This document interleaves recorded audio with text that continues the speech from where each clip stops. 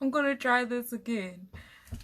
Hola, everybody, and Happy New Year to you all. We had 2 New Years thus far. We had the New Year's on January 1st, and then we had the Chinese New Year on January 25th. And I'm not even mad that I didn't get a chance to start at 9 a.m. because 9 p.m. It's 9 p.m. because it's 9/19, and that's actually my birthday, so it's cool. 9/19, let's go, birthday. That's what time we starting. It's like no matter what I do, I can never start anything on time. I was even born like a whole month late. Let my mom tell the story, but yeah. So we had the New Year's. January 25th was a Chinese New Year. So I'm just gonna go over some research that I read about the year of the rat.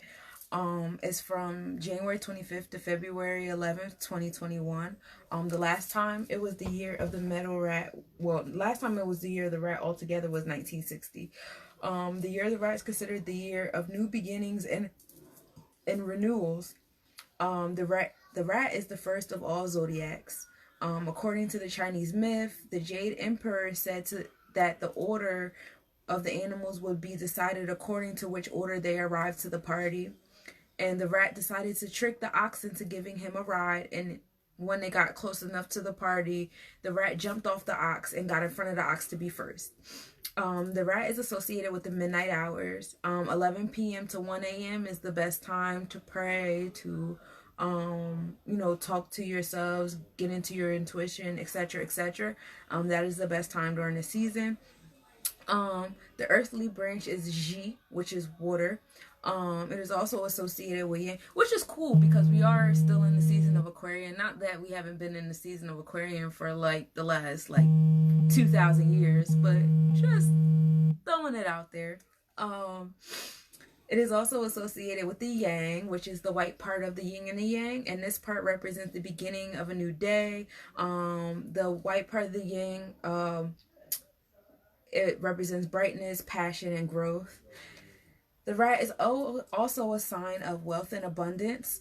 People pray to the rat for children because I don't know if you noticed, but rats reproduce in abundance. So people, when they're trying to have children, this is the spirit that they pray to. Rats are considered clever, quick-witted, and successful, but they're content and quiet, and they live peaceful lives. They are sensitive to emotions, but they can be stubborn with opinions. So if you try to give your opinion to a rat, be careful. They're not going to take it too well. They have a response for everything. I know a few rats personally, and yes, they are kind, but they have poor communication skills. So this may make them appear rude or impolite, but that's not their intentions. They could be considered either cheap, or they're so used to hoarding that they may indulge in wasteful spending. It's either one or the other.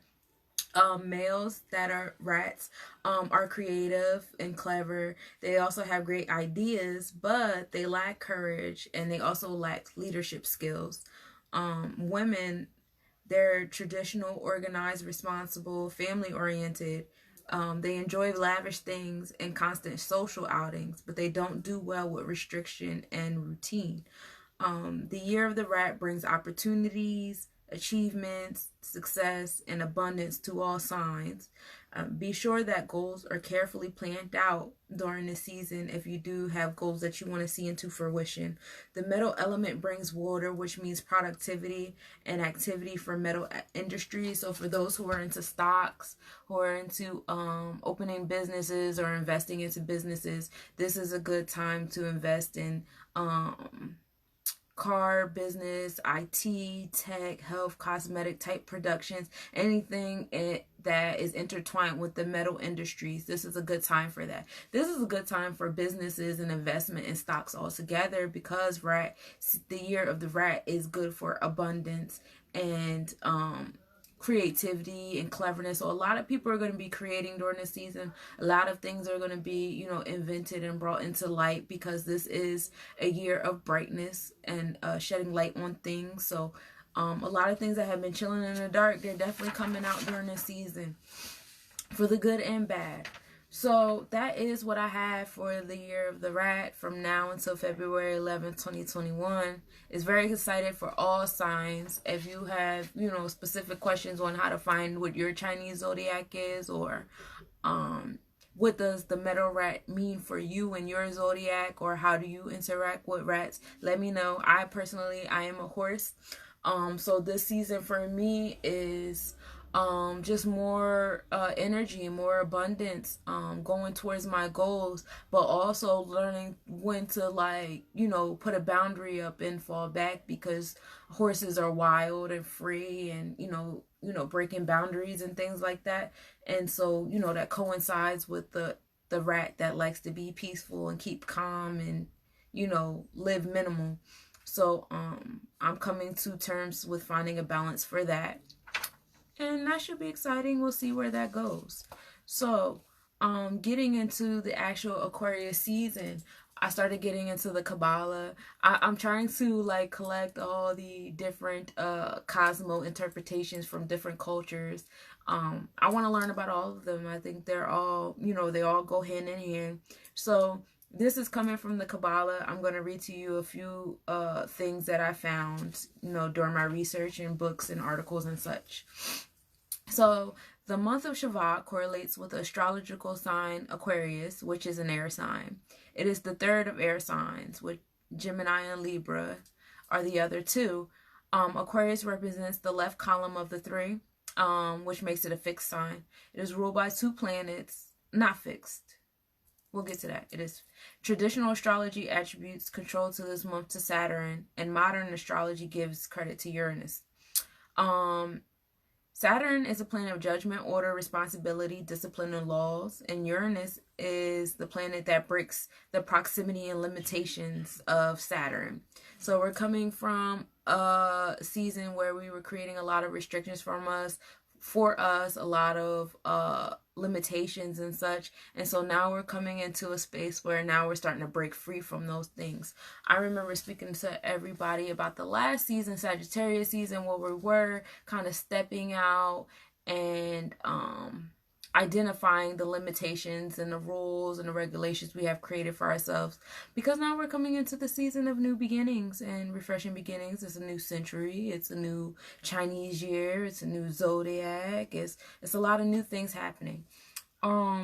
So Uranus elevates us to new consciousness and new concepts beyond limitation. This is why the age of Aquarius and the month of Aquarius are considered times of change. Both of times are of new knowledge, inventions, humanity, the need to help, to understand, and to support the needy. The energy of Uranus also connects to the air element. Air is associated with intellectualism, innovations, and new concepts that will bring the world to a higher level of consciousness. Aquarians are rebellious by nature because they are constantly faced with penetrating questions concerning their individuality, their uniqueness, and their identity. This is the reason they strive to break old boundaries.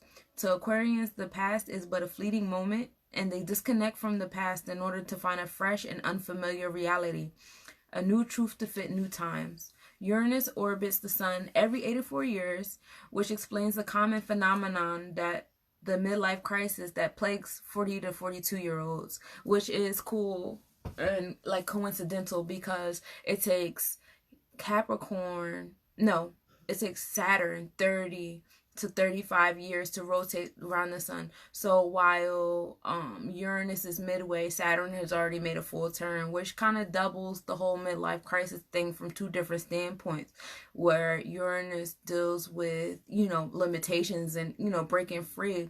Saturn also deals with creating new laws and rules for yourself. So you find yourself kind of coming to a point of time in your mid-30s, early 40s, where you'll find yourself doing that.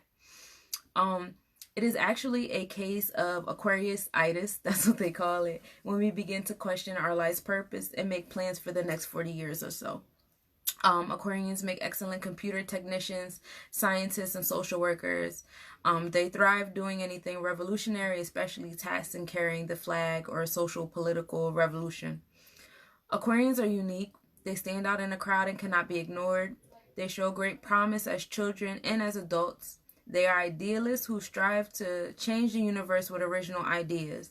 They are rebels. Their concern is the well-being of humanity as a whole. They rebel against established ways of doing things, always looking to find new, better ways to solve world problems. Though Aquarians seek justice for all, this is a global quest and not a personal one. They support things that are grand and noble while they fail to be sensitive to those around them who are suffering. Aquarians often lack a sense of the practical, and they are passionately independent and private. Their desire for originality causes them to set themselves apart from the crowd. Despite their friendliness and open-mindedness, they are also the most stubborn of all signs. And here I thought I was the most stubborn. They reject all established structures and fight to maintain their individuality and freedom in order to exercise their innovative ideas. They detest confinement of any sorts. The most challenging barrier that they face is most often their own egos. Even as they begin to make changes in their lives, their focus tends to be external, and they have trouble really changing from deep within. One thing about the Kabbalah is when they get into astrology, the purpose of learning about astrology is not to accept these things about yourself and own them and, brag about them the way that we go about on social media. The purpose is to understand these things about yourself and learn that these things about you is what needs to change. I'm going to get into the birth chart a little bit more later, but I do want to introduce to you the idea now. When you look at your birth chart, you're going to notice that in some houses, in some zodiacs, you have more planets in that area than others. The area where you have the planets are at, those are where you need to focus. A lot of people, I know I personally, when I first learned about my birth chart, I'm like, oh, okay, I got Virgo and this, and this, and this. So that means that I'm like this. Yeah, that's what you're like. But that's where you need to be challenging yourself because that's where your planets are.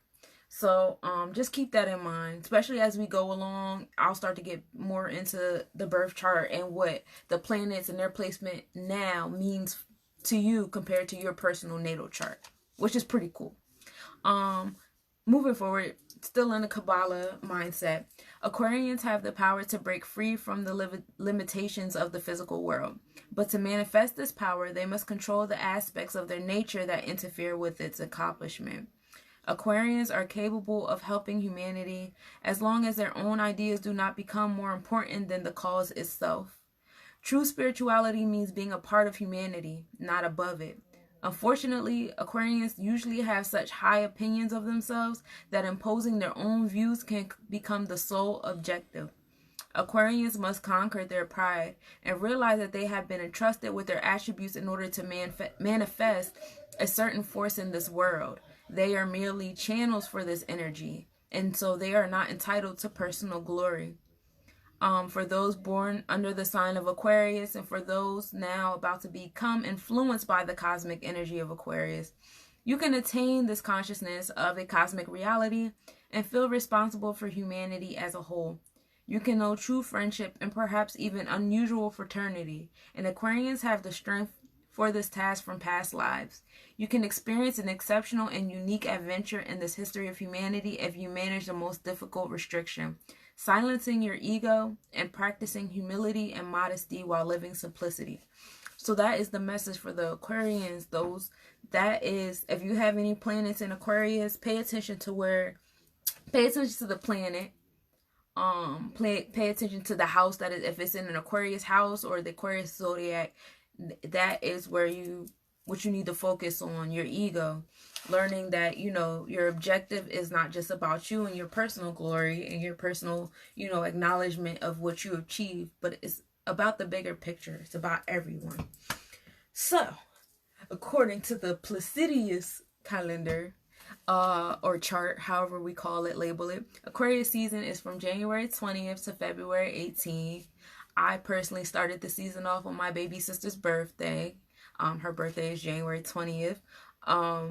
We're coming from Sagittarius season, and if you watched my previous videos, Sagittarius season is a time where it was a time of intellect, a time of learning, studying, traveling if you wanted to, And then we got into Capricorn, and it was a time of, you know, reviewing your restrictions and what were your limitations, what was preventing you from all that planning and things you had been doing in the fall, because now it's time to start manifesting, you know, everything that we were harvesting in the fall, because we're getting ready for spring. We're getting ready for things to start blooming. We've planned, we've traveled, we've learned, we've gathered information, we've created new laws for ourselves, we let go of all old laws for ourselves. So now we're reflecting back on what we did during the harvesting season. We harvested it, now it's time to put some water on it. What are we doing? So the water carrier is the symbol for Aquarius season, because we're giving life or spiritual food to the world. We're giving life and spiritual food to the things that we harvested during the autumnal equinox. Yes. We're giving water to, you know, the dreams, the limitations, and the goals, and the new laws and traditions that we've broken and that we've created during these past seasons. It's time to give water to everything. And water also washes away the past. And it's cool that we're, you know, in this space now, because like I keep saying, you know, we're in a new century, we're in a new Chinese New Year, we're in a new year, we're in a new space. So it's, you know, it's only right that we bring the water with us and wash away the past, and, you know, bring water to what we need for the future. Aquarius is a fixed sign. Oh, excuse me, we kind of established that a little bit earlier. Fixed sign is dedicated, committed, but also stubborn and fixated on one thing, which is something that needs to be addressed within, you know, Aquarians and those who have planets in Aquarius sign. Again, pay attention to the planet, its placement, and that's what you need to work on, something that you're being fixated on in that space. So Aquarius is a air sign along with Gemini and Libra. It is an intellectual, factual sign.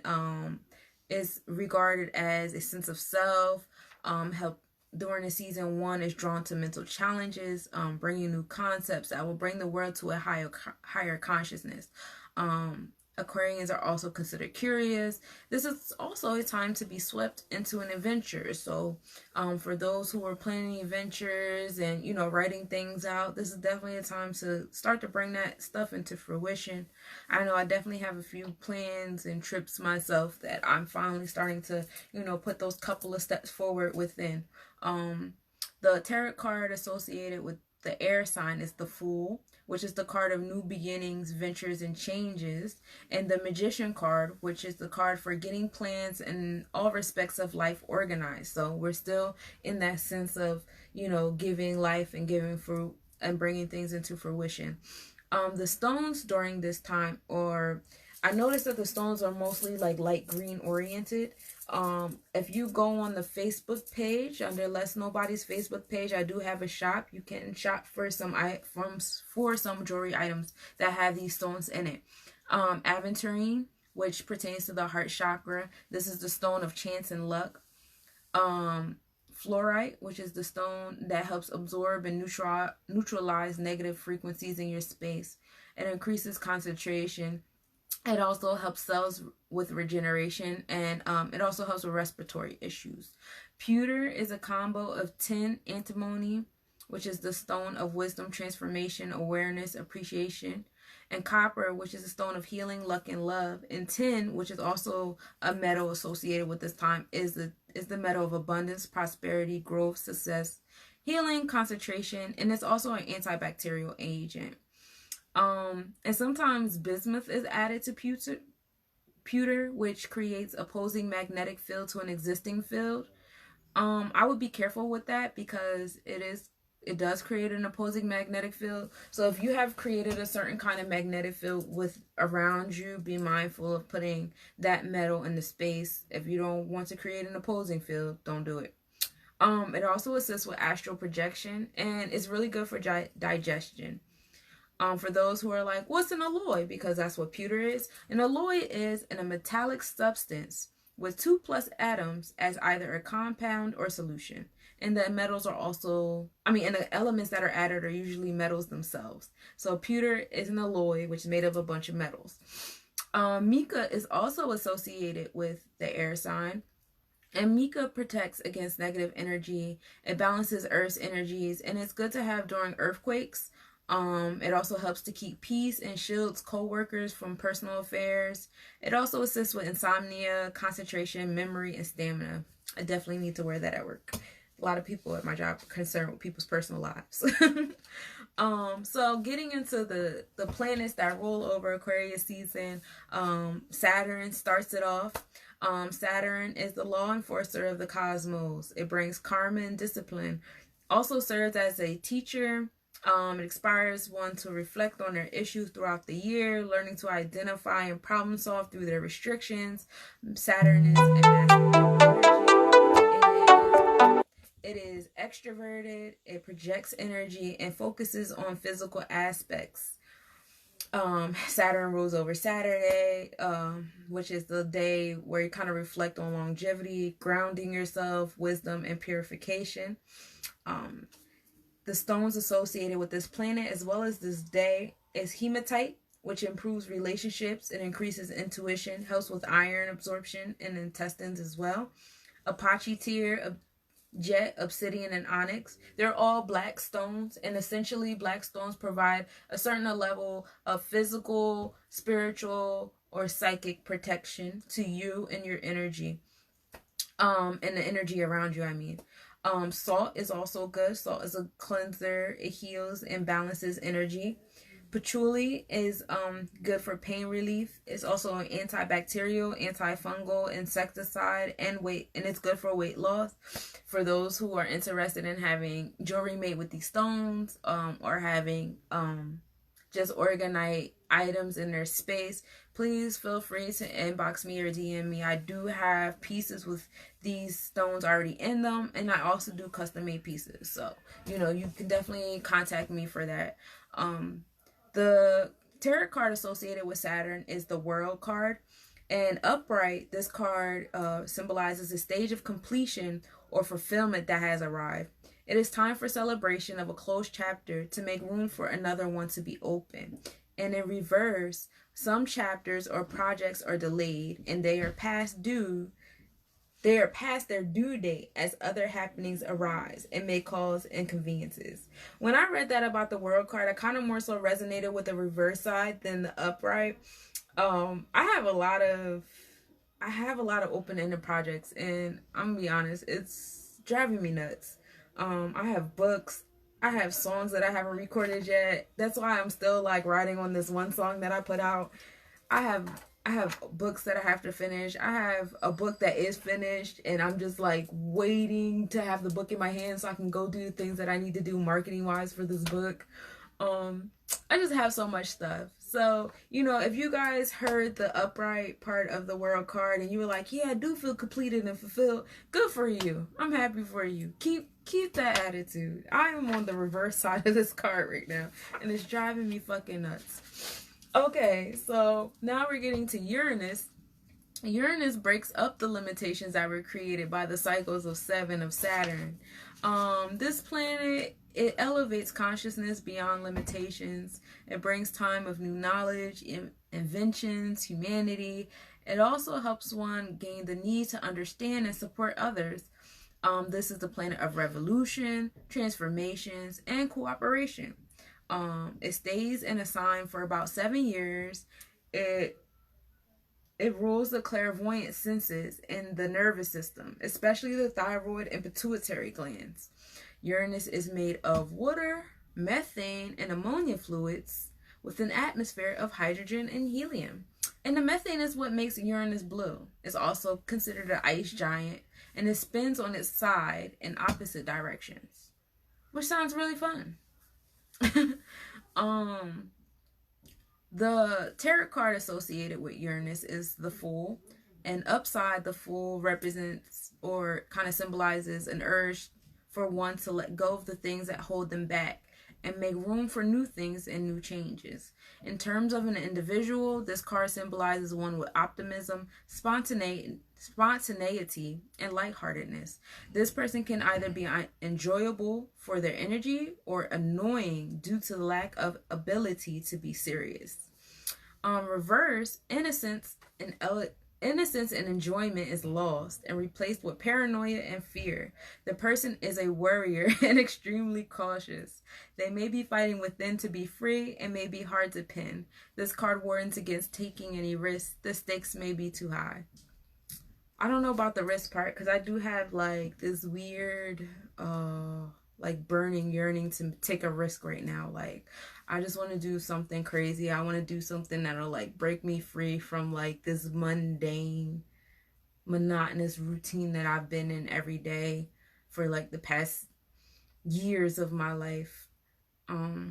Yeah, I'm just like, I'm ready to break free from whatever, you know, bars I've created for myself. And ironically, I just had this conversation earlier with somebody because I was just like, you know, I feel like a lot of things, and, you know, my partner has said this to me a lot of times before, like a lot of things that I say are just like scenarios in my head. They're excuses. They're things that don't really exist. Like I'll be like, I'll give you like a small, like asinine example.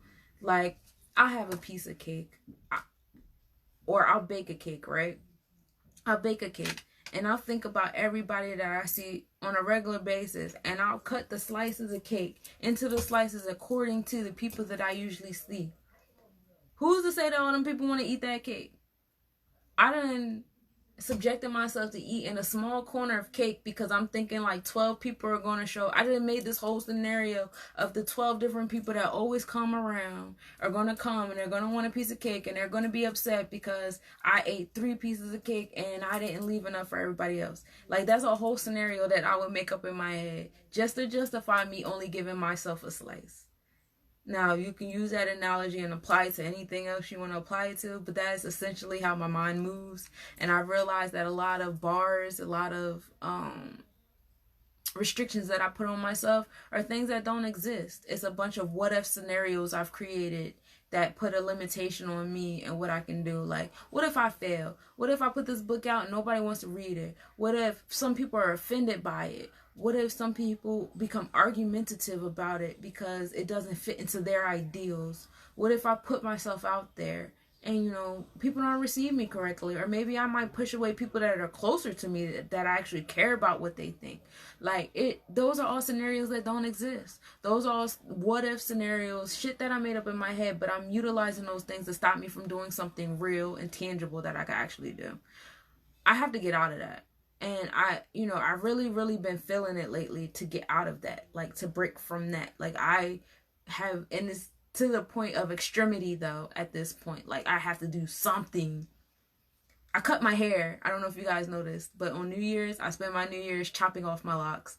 My locks used to be down to my waist. Now they're shoulder length. Yeah, I chopped them joints off. That was like, and that was little. That was like small potatoes to me, but it felt so good. I set up a whole, setup.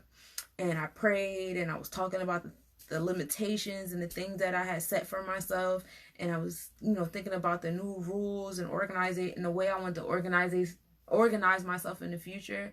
And I just looked at my hair. And what I used to do was when, like, the weak points in my locks, I would make knots to, like, strengthen those points. But then I just started cutting them. And as I'm sitting there cutting them, it just felt like relief. Like, I just kept going. And then half my hair was gone. Yeah, that's how I spent my New Year's. But anyway, getting back to Uranus. So the stone associated with Uranus is Amazonite. And this stone balances feminine and masculine energies. It promotes kindness and practicality. And it is a good stone for artists and men. Aquarius rules over the number 4. Number 4 is associated with Aquarius, however way you want to word it. And 4, as far as the tarot standpoint, it is a number of stability and strength. From a spiritual standpoint, 4 connects the body and spirit with the physical world of structure and organization. The sequence of 444 is the message of responsibility and practicality, honesty and wisdom. It encourages one to work harmoniously and intently to reach their goals and turn their dreams into reality. In terms of the Bible, 4 represents on the 4th day, God separated night and day and darkness and light, which is kind of cool because if you think about it, you have Saturn and Uranus that both are kind of like a yin and yang of one another, and they both rule over Aquarius. So that was like a nice mirror. I thought so. So, and from the Metu Netter standpoint, 4 is the number of man in terms of the stages of manifestation. 4 is the stage of the realization that all things are modifications of one being and the ruling principle of existence. The 4th stage of creation designs various species that take place at the seat of man's spirit. The 4th stage is man's intuitive sense of law and order. This is the understanding that all is one and how one's actions affect others. We live in a society that does not give us the freedom over our bodies to do well, but to destroy. I say this all the time. Like, we have the ability to go in a store and buy a TV dinner or buy cigarettes or, you know, eat fast food or watch porn, do all these things that are bad or destroy ourselves. But can you go into your housing development? Can you go up and down the sidewalk and start planting fresh fruit and vegetables and not get in trouble? In certain states, it's illegal for you to give things to homeless people. It's illegal to squat. If you need a home, you gotta, you know, go through channels to get it. Your body and your time, your energy is usually a sacrifice to do so. So we do have the freedom here to destroy ourselves, but we don't particularly have the freedom to build ourselves and do well for ourselves too well. But, you know, during this season, we're supposed to bring light to that and kind of break free from those things. This is a part of an immorality, and unification brings order. So, yeah. That's what that is in a nutshell. And 4, in terms of the stages of meditation, when you get into stage 4, you're in a waking trance. At this stage, you're going to share accomplishments with others regardless of your differences and remain optimistic even during setbacks. So it still kind of mirrors what I said initially about Aquarius season in terms of the Kabbalah. I feel a sneeze coming. So excuse me ahead of time. So yeah, the number associated with it, and all the different definitions of the number 4, it does kind of double back to the original explanation of Aquarius season and the magnetic field that Aquarius season does create. So the colors associated with Aquarius season, the color blue, which is the color of wisdom, spirituality, faithfulness, loyalty, and responsibility, respect, understanding. It's also the color of communication because it is associated with the throat chakra. It is also associated with the sky and heavens, and number 6, which is the number of creation. The color silver. Silver is associated with equilibrium, with the feminine power and spiritual energy, wealth, and elegance. Gray is the color of light, feminine energy, intelligence, neutrality, balance, because gray is an even combination of white and black, yin and yang, Uranus and Saturn, coming back to Aquarius season. See how all that just doubles back, keeps doubling back. So gray is the color of intelligence, neutrality, balance, sometimes associated with depression. Green is the color of fertility, hope, happiness, change, nature, friendship, peace, harmony, freedom, empathy, adaptation, and it also cures ailments of the eyes, and it's associated with number 5, which is the number of humanity. You got 5 fingers, 5 toes, 5, yeah, y'all know what I mean, 5 senses, all that fun stuff. So in terms of Metu Netter, on page, if you guys, you know, get into Metu Netter, me and my son Ezekiel, we do have a book club on Facebook under Less Nobodies. We did read Metu Netter Volume 1 together, and we did, you know, break it down in YouTube series for everyone to follow along if you're interested. But on page 263, is titled Time and Place for Everything. So in this next section, I'm going to get into the time and place for praying, where you'll feel the most spiritually heightened during this season. So From December 21st to February 5th at midnight, the spiritual direction is the north. From midnight to 3 a.m. And the nectars associated with this is Seker and Nekbet. The parasympathetic, which relates to the body and how the body relaxes and slows high energy functions. At this point, the parasympathetic is at its extreme point, so you're feeling really calm, really relaxed. In the sympathetic, which is the intense physical activity, the activity that brings you fight or flight, the sympathetic has just been reborn because, you know, we're coming from a calming state of, I like to hibernate. I call it hibernation. I hibernate in the winter. I'm not coming outside. I'm not coming over your house. I get off of work and I come home and I hang out.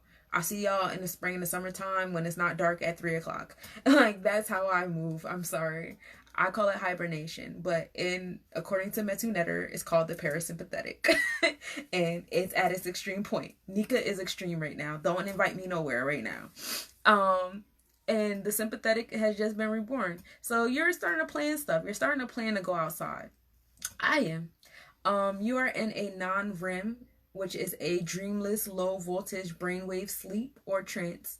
And the focus of your consciousness as you sleep has been returned to the subjective realm, which is the spiritual, mental, a non-tangible.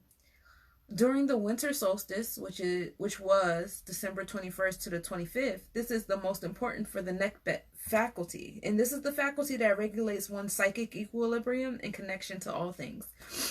During these 4 days, one is expected to fast, meditate, and chant to energize decisions harvested during the autumnal equinox. I want y'all to internalize what I just said, because I want you to internalize it, because a lot of us like to celebrate pagan holidays. A lot of us celebrate Christmas. And during that time, that is when we eat the most. And not only do we eat the most, we're eating meat. We're eating dead animals. We're overeating dairy products. We're overeating a lot of things with a lot of bad energy during a time where we're supposed to be fasting and meditating. We're doing the exact opposite. And we're wondering why we come out of that space and time so tired, exhausted, drained. We're doing the wrong things during that time. We're doing the opposite of what we're supposed to do during that time. I have definitely internalized that. I spent the last few Christmases internalizing that standpoint and that mind point. I love Metu Netter, and I actually am in the process of wanting to read it for the second time, because every time I do one of these astrology readings, zodiac readings, I always go back to the book, you know, to do these notes for what's to come for this season. And it's so crazy. It's a lot in that book. And if I don't drill nothing else in your head, please drill that part. From the 21st to the 25th, we are expected to fast, meditate, and chant to energize decisions harvested during the autumnal equinox. If you are not doing it correctly, those things that you harvested during the autumnal equinox are not going to come into fruition to your liking. It is important to do it correctly. It definitely is. So, and then we move on to the northeast. Starting February 5th to March 21st. From 3 a.m. to sunrise is where you'll feel the most enlightened or consciously heightened. And the nectars associated with this is Het Haru. During this time, you want to pay attention to your dreams as you become moistened. I believe this time is hot and wet. Yeah. As you become moistened and dreams begin to emerge, they are signs of gestation of the beliefs you have accepted. To control your dreams and manifestations, go into mediumistic trance every night with what you wish to manifest, your personal will. With what you wish to manifest, period. Space. Your personal will must be in harmony with your true self. Otherwise, you will have bad dreams. To interpret your dreams, review the emotions you accept throughout your life.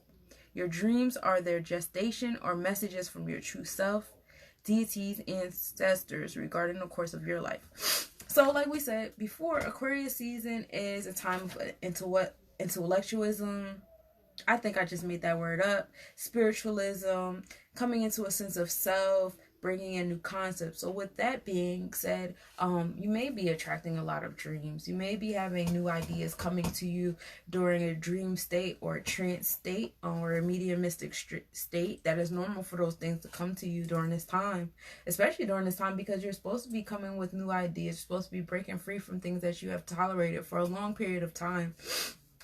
So welcome those things and be mindful of, you know, the emotions that you feel during your waking life, and see how they correlate with the emotions that you're feeling while you're, you know, during your trance and experiencing or viewing what it is that you're, you know, viewing, because there is a correlation between the two. A lot of us don't like to embrace our duality. Once we feel like we have come to a certain level in life on our higher self, we no longer want to talk about our lower selves. We no longer want to talk about the shadow or the yin part of us. But you have to talk to your shadow. You have to talk to the yin. You have to correlate with the lower part of yourself, the waking and physical part of yourself, because that duality is what makes you complete. If you have too much spiritualism and not enough, you know, physical, you don't survive.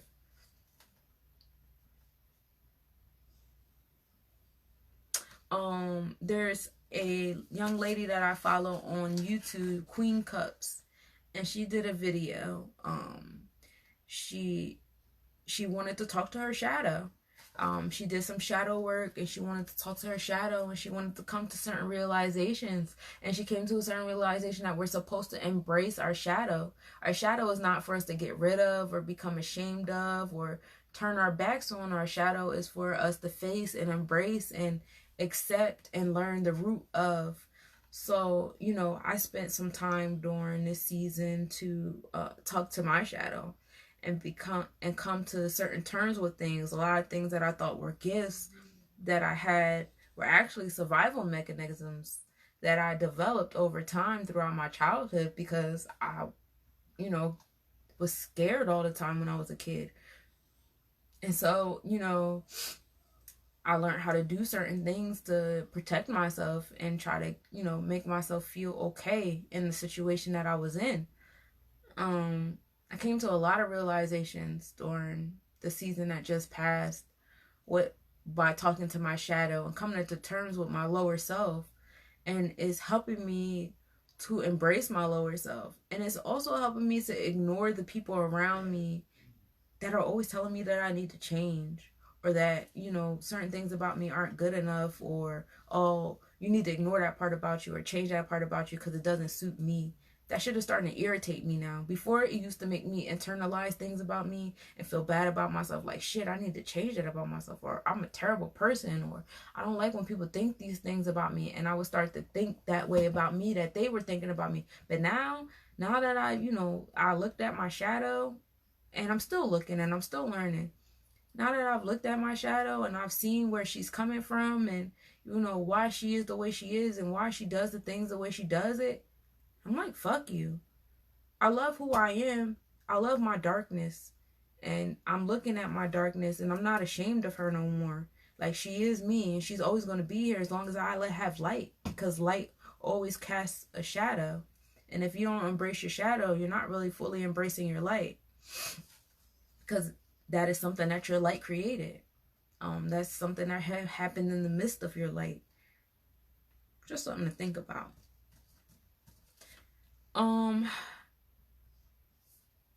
In order to fully benefit from the cycles that I just went over in Metu Netter, one must go to bed at 10 p.m. and rise with the sign without alarms. So you go to bed at 10 p.m. and you rise with the sun without an alarm clock. I've already failed because I'm probably going to go to bed past 10. But one must also break fast after meditation and aerobics in the morning. One's main meal should be around 2 p.m. This is around the time where Mercury and Sebek, those netters, are at the highest, and these netters deal with your intestines and your digestion. Avoid sleeping during the day unless you're ill. Avoid exercising after sunset, and avoid concentrated sweets in the morning and bitters at night. Avoid excess in fasting, sex, eating, etc. Card correlated with this is the Magician card with the number 8, infinity, which is actually the infinity sign, number 8, which is it's also the number of justice and law.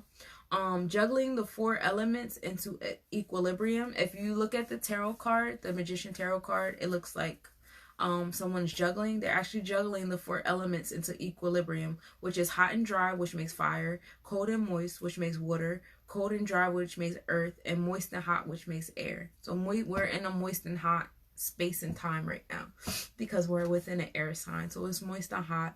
Most of the things that you want to eat during the season or intake into your body should be moist and hot. Lots of soups and things like that. Asar is the netter of this time. Its time of year is the full moon in Aquarius. It's the first sphere, which is the first stage is man, God, one in unity. It's not associated with a planet. It is associated with all the days though. Its colors are white, which is the color of purity, friendship. It's also the color of mourning, innocence, perfection, spirituality, immorality, potential, sun and moon, and the number 7. Sorry. It's associated with the number 10, which is the number of perfection, completion, return to unity, transformation, faith, power, memory, and opposites. Things to put in your bath during this time is basil, which is an anti-inflammatory, antioxidant. It eases stress and anxiety, and it's also good for your appetite if drinking as a tea. You can also utilize basil as an oil during this time. Tuberose, which is an aphrodisiac, is good for blood circulation. It's also a good deodorant, and it's a good sedative. This also can be utilized as an oil during the season. White roses, which is good for balance, new beginnings, and skincare. And we also got into, what the color white means. Cotton leaves are also good for this season in your bath. This is good for nausea, fever, headache, nerve pain, bleeding, diarrhea, renewal, and revival. Definitely good for menstrual. Marjoram, which is also good as an oil during the season. It's good for protection, prosperity. It's often used in love and protection spells. Sage is good for the season. Sage is definitely good for the season because this is flu season and all that other nasty stuff that's happening. You definitely want this in your air, in your bath, and all over. This is good for enhancing intuition, cleansing, reflection, antibacterial, and antifungal. It's also good to use as an oil during this time. Fennel is good for cleansing, meditation, psychic protection, and it's also a good oil to use at this time. Stephanotis is a symbol of happiness, good fortune, awareness, and ability to absorb sunlight. And another oil to use during this time is the lotus oil. It's good for purity and self-regeneration and rebirth. So that's what's happening with that. And I had another one somewhere. Oh yeah, incense. Incense during this time, according to Metunetter, is myrrh. I just like saying myrrh. I'm probably not pronouncing it right, but I like saying it like that. Myrrh. This is a good mood lifter. It's good for cleansing. It's good for cleansing your sacred tools and your space, and also good for protection. And it's good for breaking hexes. So if you feel like you have a hex on you, myrrh is definitely good to light around you as an incense. Southern wood. I actually want to plant some of these. I went to a spiral with southern wood, and I found out so much information about these bushes. But essentially, it's good for protection, it's good for manhood and masculinity, and it's good for keeping off insects. It says that men should put it under their pillow, and it's supposed to step your game up. But it's also good for keeping off insects. So if you know how to make oil based or whatever, you can put it on your skin. If you know how to make alcohol or ACV based, you can use it as an insecticide spray. You can keep the leaves inside your clothes for against moths. You can stick it in a bag with lavender and myrrh and some other shit and keep them around the house for bugs, and it smells nice. Yeah, all that fun stuff. So, this netter, Usar, reminds us that identifying with the indwelling intelligence is in thought and speech and action is the core of self-knowledge. I'm going to read that again because I read that wrong. This natal reminds us that identifying with the indwelling intelligence in thought, speech, and action is the core of self-knowledge, which is essential for individuals' achievement of unity in their personal and social lives, as well as health and prosperity. So, you have to get in touch with your subjective realm in order to be successful. That's what that means in a nutshell. You are reminded to renew your relationship with your true self. You may be in danger of becoming of the world and not in it, therefore identifying with the person created for that. There is a need to create a balance. You are also reminded that a social unity is the greatest power and good in mankind. So basically what this is saying is, for a long time you've been in the world. I mean, not in it. You've been of the world. And to be of the world, I don't know if you guys seen Will Smith's interview on The Breakfast Club, but he said it dope. He was saying something about like your caricature that you create for yourself is the person that you created so that you could survive out in the world. And, you know, in order for you to get in touch with your true self, that character that you created to survive has to die. And that was some real shit. I resonated with that because going back to the time where I was talking about my shadow work, coming in to my shadow, like, you know, a lot of things that I thought was gifts about me, it was really just survival mechanisms, things that I created for, you know, the world to see, for the world to not feel like they were, you know, hurting me. Like, I didn't like giving people the satisfaction of knowing that they bothered me or they hurt me or, you know, whatever. So, you know, you have like this kind of thing, like, I'm going to beat you to the punch. I'm going to hurt myself before you hurt me. I'm going to cut you off before you cut me off, kind of thing. And that's not good. That's like a character I created to survive. And in order for me to get in touch with my true self, to get in touch with my shadow and my lightness, that character has to die. So, you know, you can resonate with that, you know, yourself. You know, maybe there's a person that you created for yourself to be to survive, whether it be out in the world when you leave your house, or maybe in your house when you're with your family, or maybe when you get on social media, it's a, you know, a face or a character that you feel like you have to create to survive. But, you know, in order to, you know, find some level of balance between your dark and light, that character has to die, because that character has nothing to do with, you know, everything else that's going on with you. And then going back to this, social unity, it is the greatest power and it is good in mankind. But this does not occur through the coming together of people. It results in the resolution of their differences into complementary and supplementary relationships. I resonate with this a lot. I had a conversation with someone earlier, later last week or something like that, and I was talking about integration and segregation. My issue with people is the emotions that they attach to words. When I say integration and when I say segregation, people get upset. Well, your emotions have nothing to do with the definition of the word. I am in favor of segregation, and I'll tell you why. Because it's not right for one culture or one, you know, race to be under the thumb of another.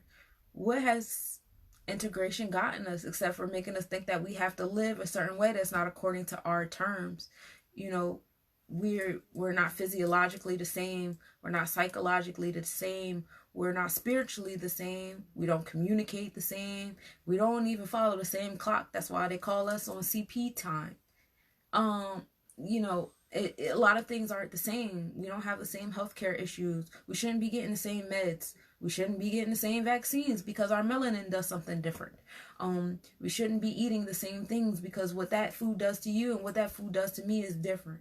We should live differently, but we should also be able to coexist. I should be able to be bothered with you when I feel like it. Like, we can still be friends. We can still hang out. We still go to the same stores. We can still blah, blah, blah, blah. But as far as like one culture being the umbrella over other cultures and telling other cultures what they should do and what's right and what's not right and how you should dress and how you should talk and what time you should go to work and when you should go to school and what you should be learning and what order you should be learning it in. When you have one culture doing that to other cultures, it's not okay. And that's why I believe in segregation.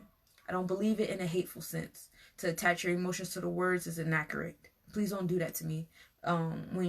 Especially like I know a lot of people read me wrong when they see my messages on Facebook and stuff like that. I'm never coming from a hateful place. It's also, and when you do things from a hateful place, you're never going to get the results that you're looking for. I can guarantee you that. So when I talk about segregation, I'm not talking about it from a hateful place. I'm talking about it from a loving place for our culture to be okay. Because I don't know about y'all kids, but my kids are not okay in the school system. Even the ones that are good at it aren't okay in this school system. It just doesn't fit what they naturally are capable of doing.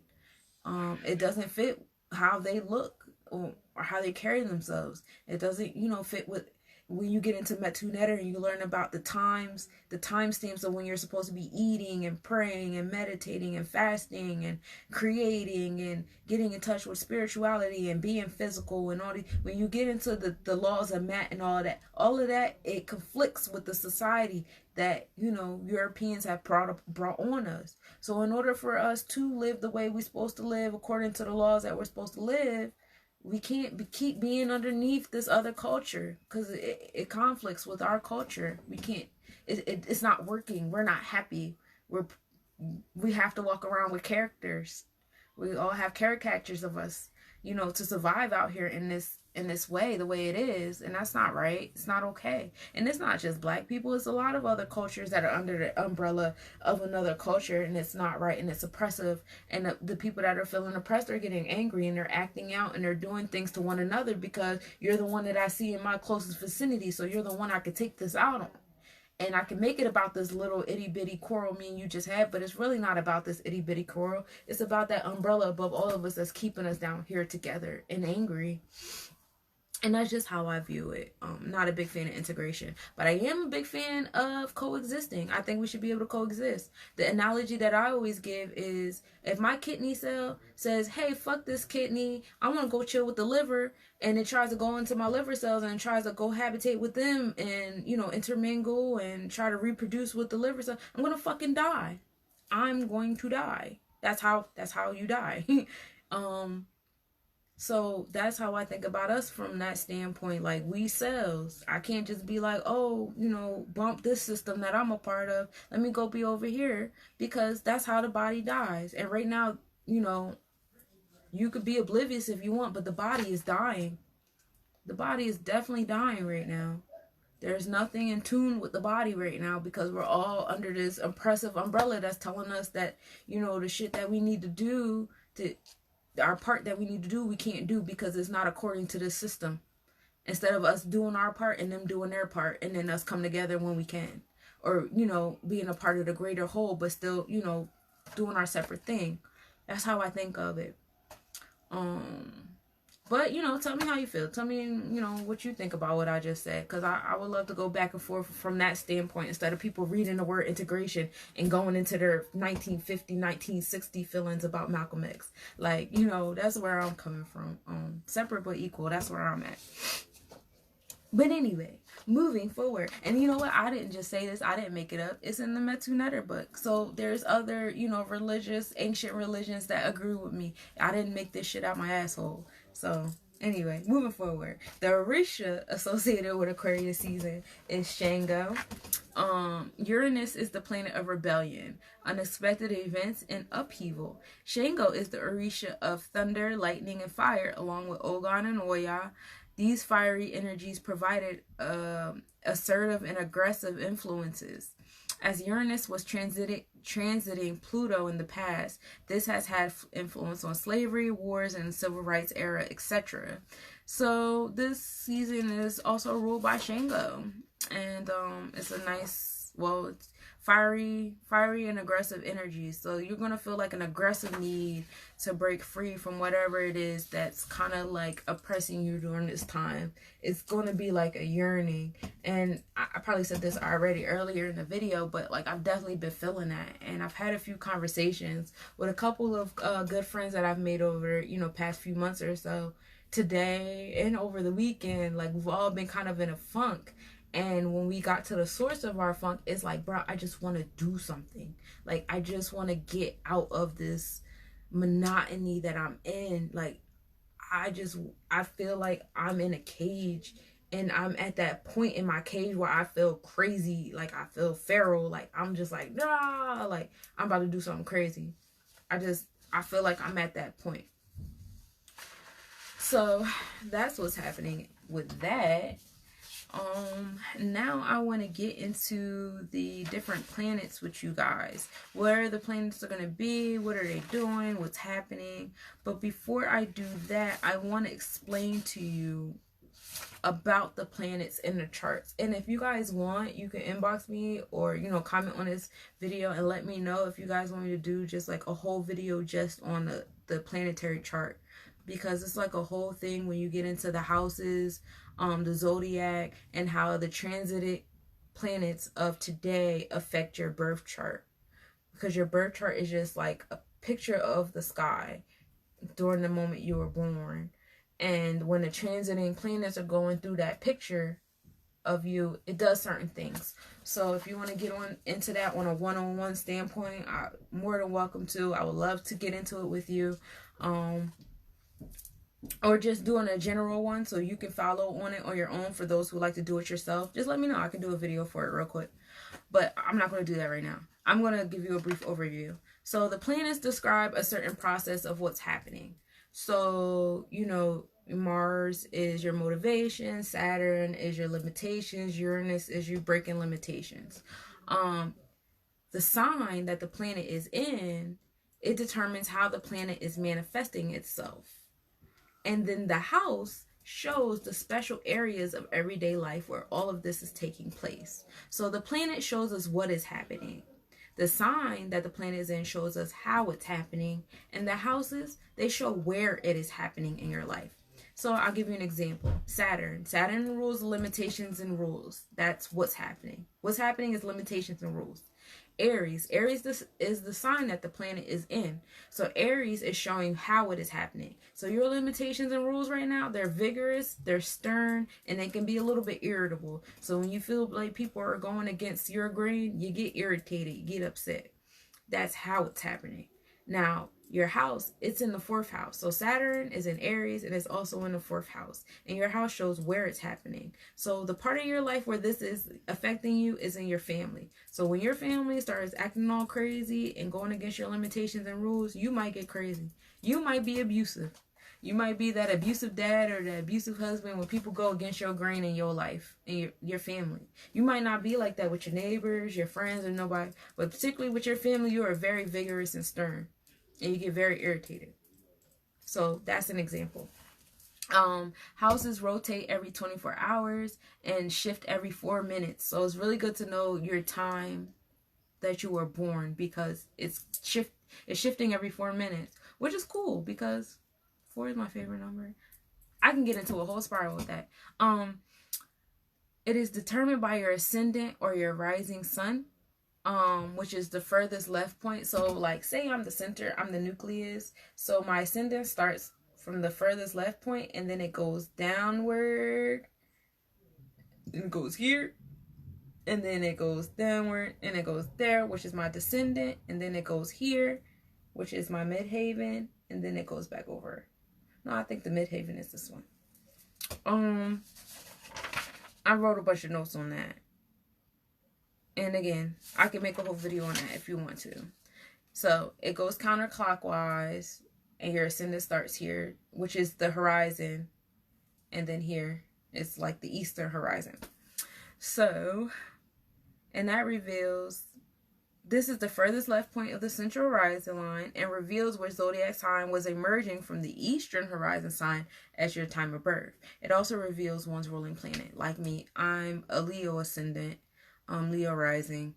The houses with planets show where one may need to focus on during this time. So I have a lot of planets in Leo house.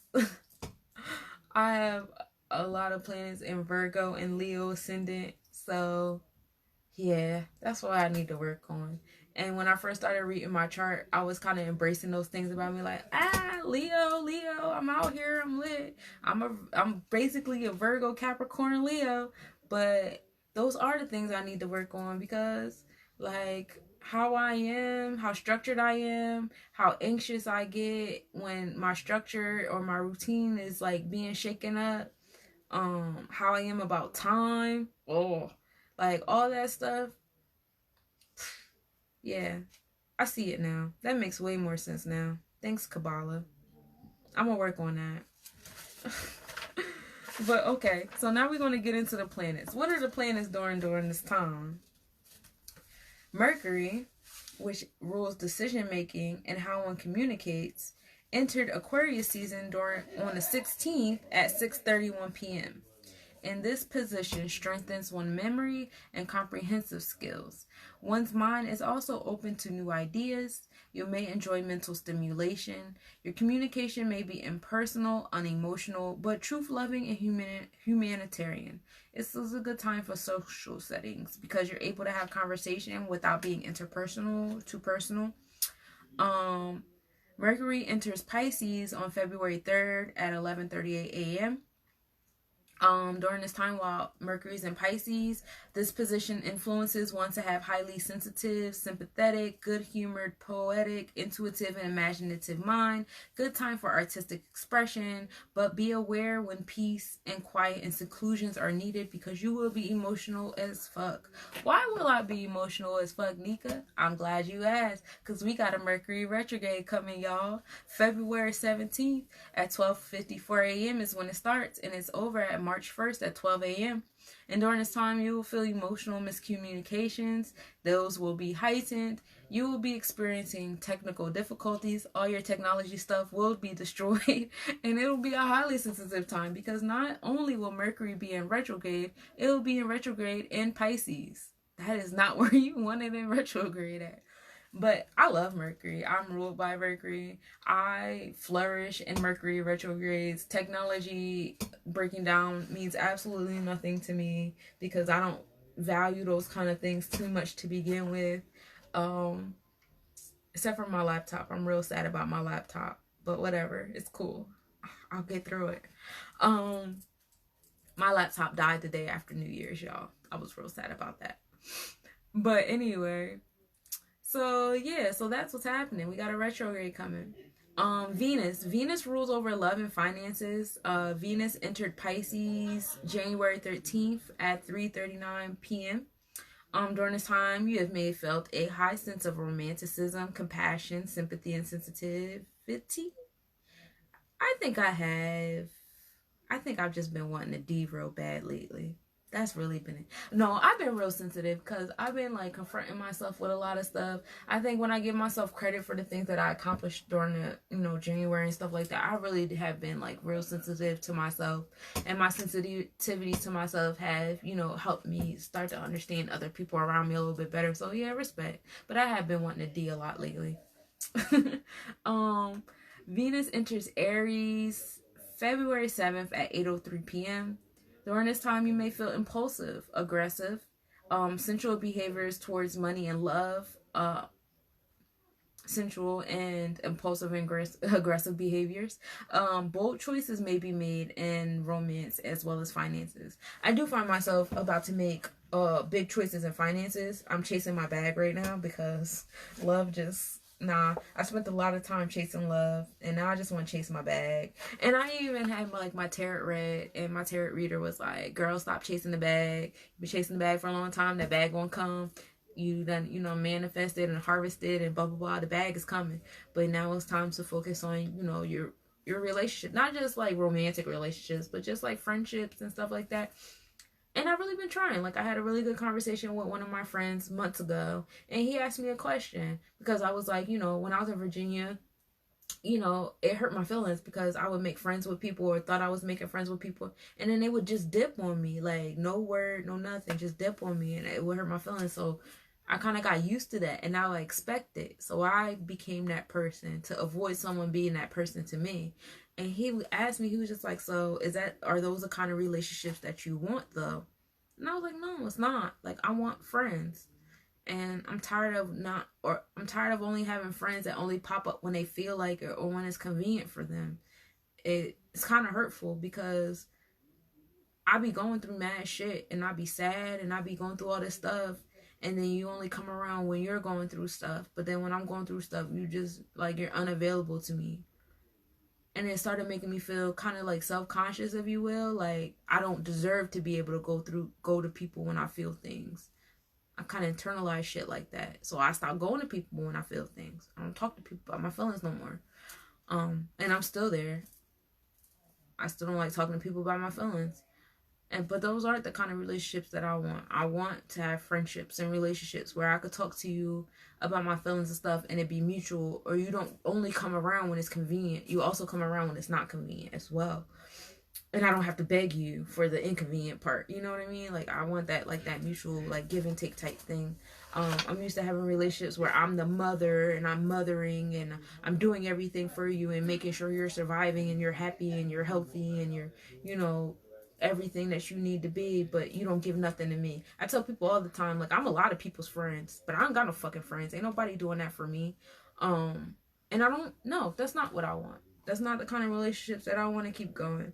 So maybe while Venus is in Aries, I might get my life together. We don't know. We'll see. Maybe I might make some bold choices and smack some bitches and say, hey, be my friend, or don't. I don't know.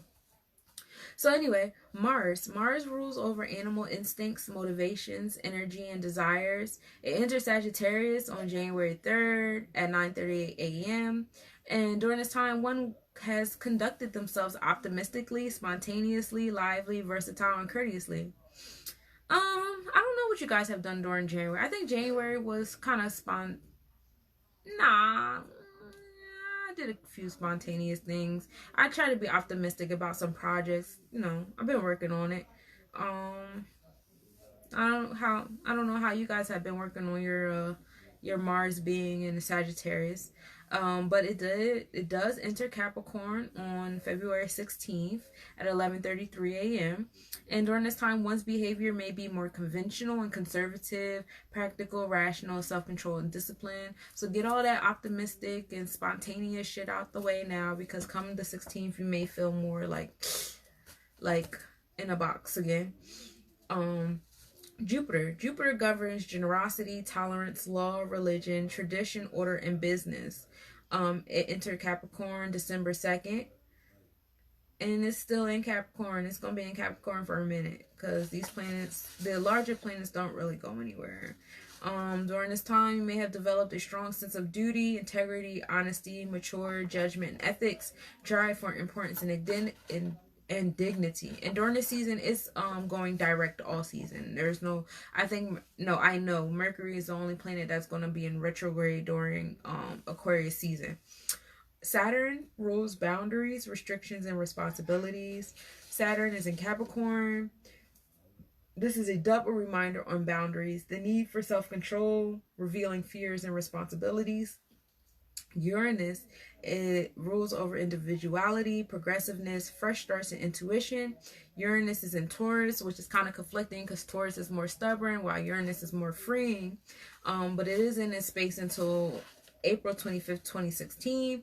And during this time, you may feel a urge to give up toxic behaviors, traditions, relationships that you have been hoarding or fixated on. Oh, Uranus was in retrograde, and the retrograde ended on January 9th. Neptune rules the subconscious, dreams, inspiration, psychic sensitivity. Neptune is currently in Pisces, and during this time, illusions are created for pleasure, psychic moments, and dreams of the future.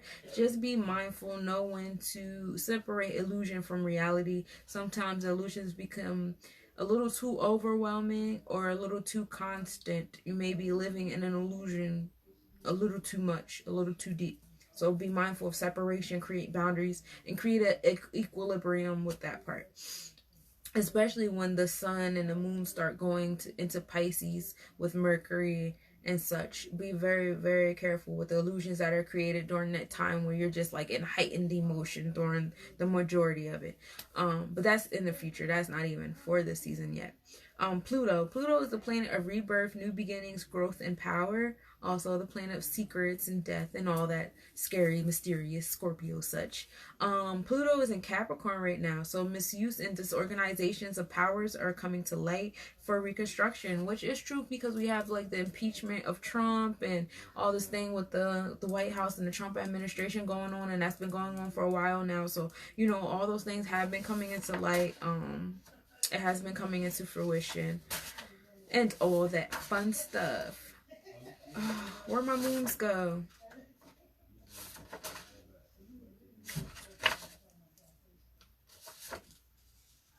Oh, the new moon. The new moon is in Aquarius. It was on the 24th of January. That was the moon of rebirth and letting go. One may have been feeling sociable and imaginative and a desire for new freedom.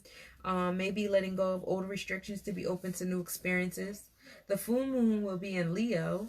The full moon is a moon of celebration on January 9th. No, that's February 9th.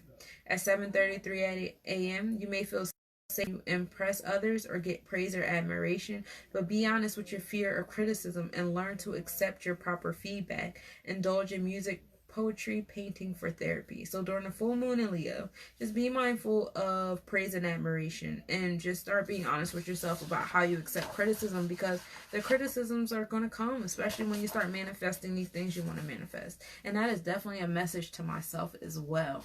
Now, I know what you're asking. All these planets are doing stuff. What does that have to do with me? How does that pertain to me? Does that pertain to my horoscopes? Now, your daily horoscopes are not as accurate as you would like for them to be. More so because they do not go by your birth chart, but by your general sun sign. Daily horoscopes are still good. What I like to do is I'll read my horoscope on a Friday. Friday, I might read Monday through Thursday, and maybe on Sunday I'll read Friday through Sunday. I don't really like to read my horoscope as I start my morning, because then I realize I start psychologically basing my day off my horoscope. I like to read it like after, like a reflection type thing for my daily horoscope. Now, for your readings that go by your birth chart, those are more accurate. They're more accurate because, like I said, your natal chart is a snapshot of the sky, during the time of your birth. Now, when I'm talking about these planets now and where they're going and, where they're going, what you want to do is, I'll give you an example. Let me give you an example. I know. I'm trying to give an example that goes by my planet alignment. Okay, so my Saturn is in Capricorn. My actual Saturn is in Capricorn. So Saturn is in Capricorn right now. So as that planet is transiting through mine, you start getting into the angles. You start getting into, is it square my natal Saturn? Is it, sextile my native Saturn? All those things. And it doesn't. Okay. Erase the board. Okay, so my Saturn is in Capricorn. Say my Saturn was at 17 degrees in Capricorn. If any planet, it doesn't have to necessarily be Saturn, if any planet comes across my Saturn at 17 degrees in Capricorn at any type of level, whether it's a 90-degree angle, which is a square, whether it's sextile angle, which is a 60-degree angle, quintile, any type of level of angle to my natal 17-degree Saturn in Capricorn, it's going to affect my Capricorn. It's going to affect my natal planet. So if I say, hey, Saturn is in Capricorn right now. So look at where Saturn is in Capricorn right now. Look at your natal chart and see what that angle looks like. And what that angle looks like is going to determine how that planet that's in transition now is affecting you according to your natal chart. And that's how you do your own horoscope. it could be Mars or Mercury. Say Mars is going through, and Mars goes at exactly 17 degrees in Capricorn, where my natal Saturn was. That means that Mars, the motivation is going to affect my natal chart Saturn and Capricorn. So that animal instinct, that motivation, that energy, that desire is gonna go coincide with my with the laws and the organization that I create for myself. It goes like that. So, and it doesn't have to be exactly where it is. It could be parallel. Parallel also has an effect. Sextile also has an effect. When you have a I forget what you call it, but that also has an effect. Now, if you want to get more into that, I don't know, when I'm looking at my notes, if you want to have a conversation with me while I'm looking at my notes, as far as like the angles of natal chart to where the transiting places are, I can read those with you. I can go over your birth chart and compare them to where the planetary chart looks like today. We could talk about that hand in hand. I can explain that to you further. All you have to do is, shoot me a message or whatever, comment on this video, and I'll speak with you about how that works, because it really is a whole thing. It's not necessarily just being in the placement or the same house or the same zodiac. It also goes into the angles, and the different angles mean things. That's why when you look at your chart, you're like, oh, why is there a triangle there? Why is there like a little squiggly line there with the other plane? Like, what does that mean? Those are the angles. Those are how they're in relationship to each other. And the outermost planet will have the greater effect than the innermost planet. Like, so if I have Jupiter and Saturn is further than Jupiter, so Saturn will be the planet that has the most effect, and Jupiter in terms of the angle goals. It's a whole thing, and I would be more than glad to talk to you guys about it. But what you really do is you go on your natal chart, you look at where your planets are in your natal chart, and you compare where the planets are now and where they coincide, what kind of angles they have to your natal chart, and so on and so forth. And that's how you'll tell your horoscope for this season, your personal horoscope. And I can definitely do that with you if you need the help to do so. I explained myself like 3 different times in 3 different ways. I hope it resonated with you guys. So yeah, that's it for Aquarius season. In a nutshell, just, be mindful of your surroundings. This is a time to start, pouring some water on the seeds that you sowed. It's time to start getting ready for that blossoming to occur. We're preparing ourselves. We're nesting for the egg that we're about to give birth to.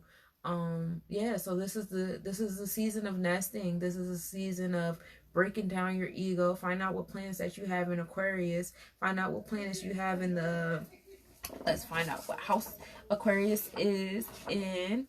Aquarius is the 11th house. So find out what planets you have in the 11th house. Find out what planets you have in Aquarius season. And those planets that you have, find out what those planets control. And those are the areas in your life where you need to reflect on your ego. Find out if those decisions that you're making in those areas in your life, are you making those more about you or more about the better of your whole? And which one should it be? Should it be about you or should it be about the better of the whole? Regulate yourself. Regulate your ego. Put yourself at an equilibrium of masculine and feminine energy. As positive and negative frequencies. You have to be both to be whole. You can't just be one. This is definitely a time to check that. Definitely in this time where we do a lot of coddling and we call it political correctness. This is definitely a time to check ourselves and to check the things that we have been allowing just to say that we're being bright and positive and all these things. It's definitely a time to bring some level of equilibrium.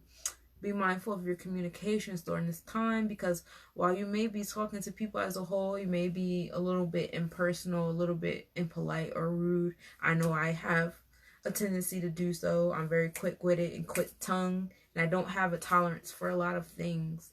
I will check you. I'm going to work on that. I like that about me, but I'm going to work on it because I know it doesn't rub everyone the correct way.